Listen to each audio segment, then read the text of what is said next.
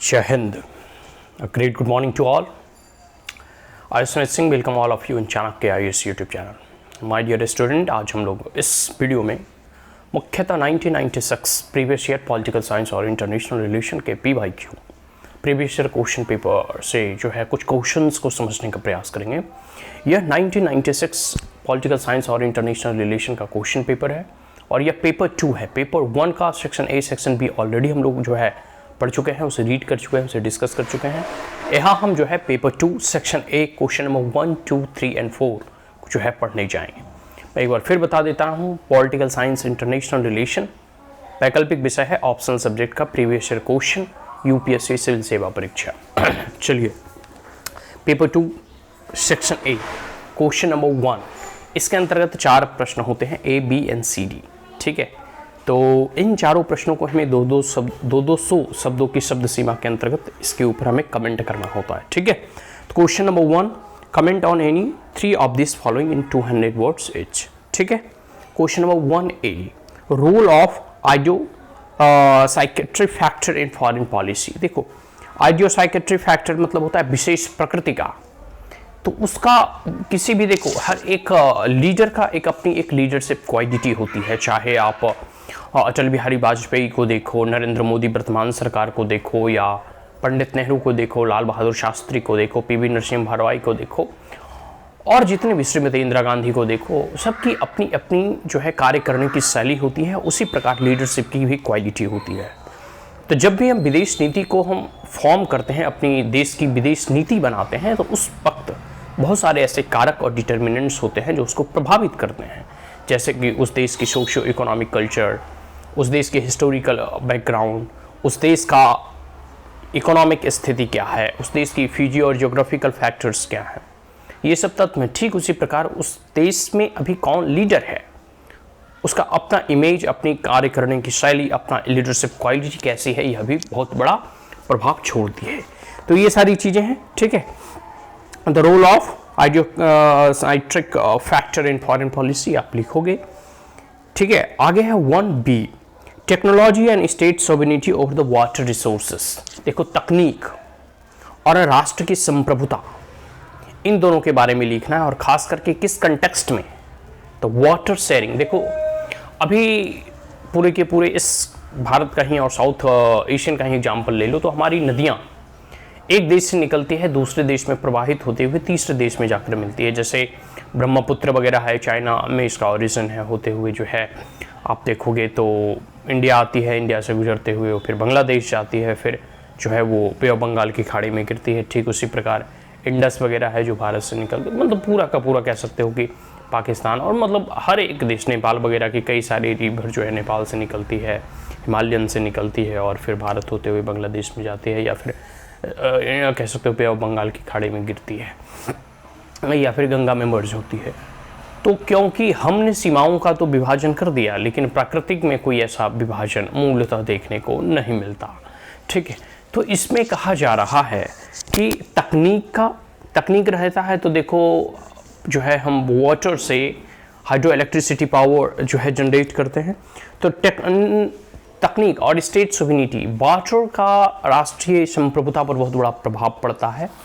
और एक बहुत बड़े महान विचारक का कहना है कि आने वाला तीसरा विश्व युद्ध जो है पानी के लिए होगा, क्योंकि स्वच्छ पीने का जल कम है, और वाटर का हर जगह यूज होता है। आप देखोगे तो एग्रीकल्चर पर्पस के लिए, फिशिंग के लिए, बहुत सारी, हर जगह कह सकते हो टूरिज्म के लिए, हर जगह पानी की आवश्यकता होती है। तो वाटर रिसोर्सेज को लेकर, जल संसाधन को लेकर एक देश की संप्रभुता और तकनीक का क्या योगदान है, इसके बारे में आपको इस प्रश्नों में आपको कमेंट करना है। ठीक है, या फिर तकनीक और वाटर रिसोर्सेज किस प्रकार राष्ट्रीय संप्रभुता को प्रभावित करती है, इसके बारे में लिखना है। Start clear. अब हम पढ़ेंगे 1C को। 1C कहना चाहता है इंटेलेक्चुअल प्रॉपर्टी राइट। इसके बारे में कई बार जो है कॉन्फ्लिक्ट होते ही रहता है, आप लोग जानते ही होंगे। जैसे अमेरिका वगैरह नीम का पेटेंट कराना चाहता था, तो भारत ने इसके खिलाफ आवाज़ उठाई कि भाई नीम तो भारत का जो है ओरिजिनेट।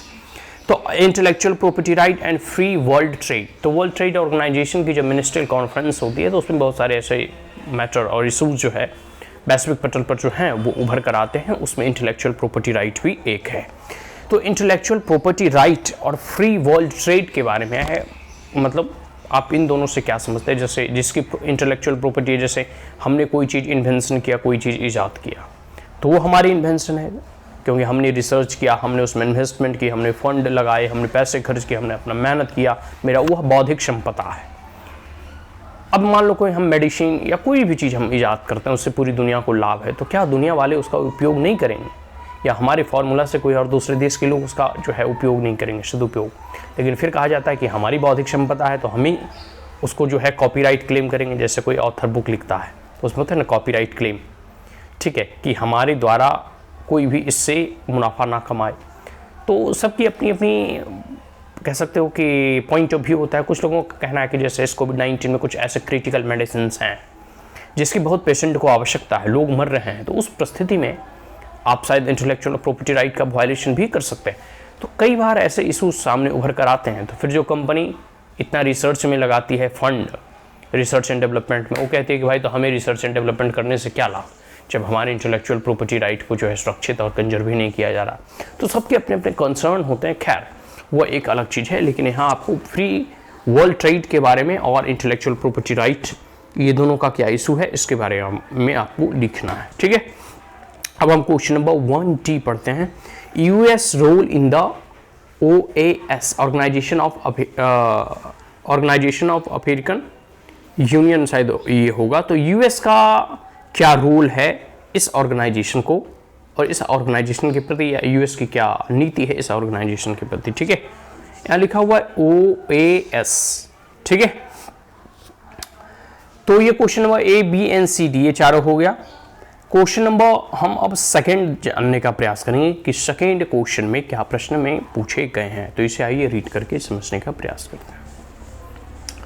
सेकंड में है रियलिज्म एज एन अप्रोच। सभी को मालूम है यथार्थवाद एक तरीका है राजनीति शास्त्र के अध्ययन का।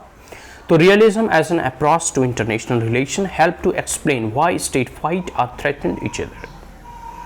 देखो, यथार्थवाद के दृष्टिकोण से हम अंतर्राष्ट्रीय संबंधों को, अंतर्राष्ट्रीय रिश्तों को समझने का प्रयास करते हैं, और साथ साथ यथार्थवाद अंतर्राष्ट्रीय संबंध और अंतर्राष्ट्रीय जगत में यह समझाने का प्रयास करता है कि किस प्रकार से एक राज्य दूसरे राज्य के लिए खतरा होते हैं, और कैसे एक राज्य और दूसरे राज्यों के मध्य में लड़ाई और कॉन्फ्लिक्ट उभरता है।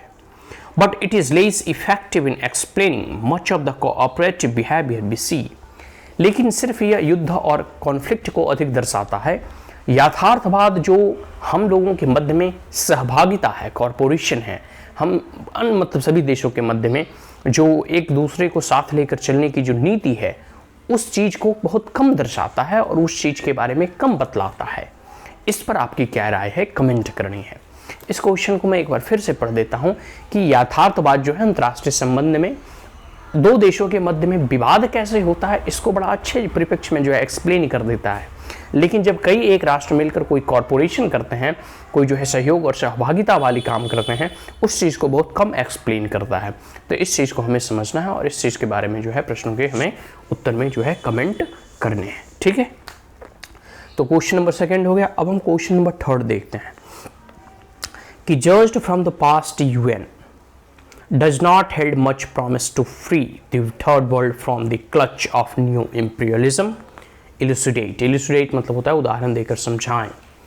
देखो, यूएन के पास्ट, यूनाइटेड नेशन ऑर्गेनाइजेशन के आप पास्ट एक्सपीरियंस मतलब अतीत के अनुभवों से ही यह समझने का प्रयास करें, और अतीत के अनुभवों और उदाहरणों से हमें यह मालूम चलता है कि जो यूनाइटेड नेशन ऑर्गेनाइजेशन है वो तीसरी दुनिया के लोग, तीसरी दुनिया के देश को जो है न्यू इंपीरियलिज्म या न्यू कॉलोनियलिज्म, नव उपनिवेशवाद से मुक्त कराने में उतना सहयोग नहीं किया है। देखो, एक तो कॉलोनियलिज्म का जो कॉन्सेप्ट था वो लगभग अब खत्म हो चुका है कि कोई भी एक देश दूसरे देश पर डायरेक्ट शासन नहीं कर रहा है। लेकिन आर्थिक दृष्टिकोण से अभी भी जो छोटी छोटी लिस्ट डेवलप्ड नेशन हैं, और खास करके साउथ वर्ल्ड के जो देश हैं और जो स्टिल डेवलपिंग नेशन हैं, उस पर अन्य जितने भी ब्रिटेन वुड इंस्टीट्यूशंस हैं, या फिर वेस्टर्न डेवलप्ड इकोनॉमीज हैं, या नॉर्थ वर्ल्ड की डेवलप्ड फर्स्ट वर्ल्ड की जो दुनिया है, पहली दुनिया जो है, उनका अपना एक आधिपत्य है और उनका एक न्यू इंपीरियलिज्म है, नव उपनिवेशवाद उन लोगों के ऊपर है जो कि साउदर्न वर्ल्ड के देश हैं। तो इसलिए कहा जाता है कि जो यूएन यूनाइटेड नेशन ऑर्गेनाइजेशन को कभी जो है वेस्टर्न माउथपीस भी कहा जाता है, कि जो वेस्टर्न नेशन कहती है, जो वेस्टर्न नेशन बोलती है, उसका बस वही जो है काम होता है, वही यूनाइटेड नेशन ऑर्गेनाइजेशन करती है। वहाँ जो है साउदर्न नेशन का लिस्ट डेवलपिंग और डेवलपिंग नेशन की बातों को कम तवज्जो दिया जाता है। तो इस प्रश्न के माध्यम से यही पूछा जा रहा है कि जो आप यूनाइटेड नेशन के पूर्व में और अतीत में किए गए कार्यों और अनुभवों से आप यह बतला सकते हैं कि यूनाइटेड नेशन ऑर्गेनाइजेशन जो है अपनी यह प्रतिज्ञा, अपने यह प्रॉमिस को फुलफिल करने में असफल रही है, और जो तीसरी दुनिया के ऊपर नव उपनिवेशवाद की जो काला बादल मंडराते रहता है, उसको जो है ख़त्म करने का भरसक प्रयास नहीं किया है। ठीक है, तो कई लोगों का कहना है कि ये जो जैसे वर्ल्ड बैंक हो गया, IMF हो गया, या ब्रिटेन वुड्स इंस्टीट्यूशंस हो गए, या वर्ल्ड ट्रेड ऑर्गेनाइजेशंस हो गए, या जितने भी मल्टीलेटरल ऑर्गेनाइजेशंस अभी इस दुनिया में हैं, कुछ लोगों का कहना है कि यह बनाया ही इसलिए गया था ताकि वेस्टर्न कंट्रीज़ और डेवलप्ड कंट्रीज़ जो हैं अपनी बातों को अधिक तवज्जो दे सकें और अपनी बातों को इन डेवलपिंग और लिस्ट डेवलप्ड कंट्रीज से मनवा सकें, और ये सब इंस्टीट्यूशंस में इन डेवलप्ड कंट्रीज़ का अपना एक धाक है। ठीक है, ये सब सारी चीज़ें हैं। तो ये क्वेश्चन नंबर 3 हो गया। अब हम लोग क्वेश्चन नंबर 4 जो है समझने का प्रयास करते हैं। जैसे although transnationalism is an important force, सभी को मालूम है कि ट्रांसनेशनलिज्म एक इम्पॉर्टेंट फोर्स है in the contemporary world politics.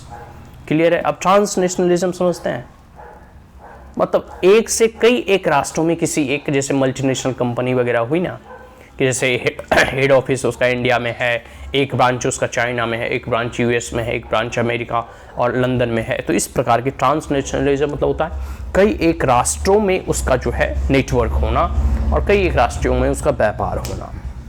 यहाँ देखो कहा जा रहा है कि although transnationalism is an important force in contemporary world politics, जो कंटेम्प्रोरी समकालीन वैश्विक राजनीति है उसमें ट्रांसनेशनलिज्म का बहुत बड़ा हस्तक्षेप है या फिर योगदान है। ठीक है, और इसके आगे कहा जाता है it is premature to speak of the demise of the nation state, लेकिन यह भी कहना अशक्ति होगा कि पूरी तरह से जो नेशन स्टेट की अवधारणा है वह खत्म हो चुकी है या उसकी मृत्यु हो चुकी है।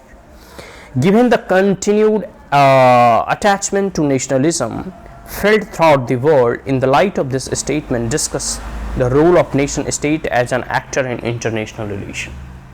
देखो, ट्रांसनेशनलिज्म की कॉन्सेप्ट और अवधारणा बड़ा अच्छा है, लेकिन जो नेशन स्टेट है वह आज भी अपनी संप्रभुता को कायम रखे हुए है और आज भी अपनी संप्रभुता, आज भी अपनी सोवरेनिटी को वह बार बार रूल्स रेगुलेशन के माध्यम से दर्शाने का प्रयास करती है।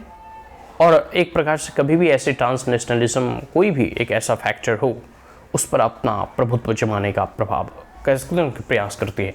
कई बार आप देखोगे तो इस ग्लोबलाइज्ड इरा में कई लोगों का कहना होता है कि भाई ये तो नेशन स्टेट का और सोवरेनिटी की धीरे धीरे इरोजन हो रहा है, ख़त्म हो रही है और विड्रॉ हो रहा है नेशन स्टेट अपने आप में, और पूरी की पूरी दुनिया इंटरकनेक्टेड, इंटरडिपेंडेंट और ग्लोबलाइज हो रही है। यह बात तार्किक है लेकिन पूर्ण रूप से सत्य नहीं है।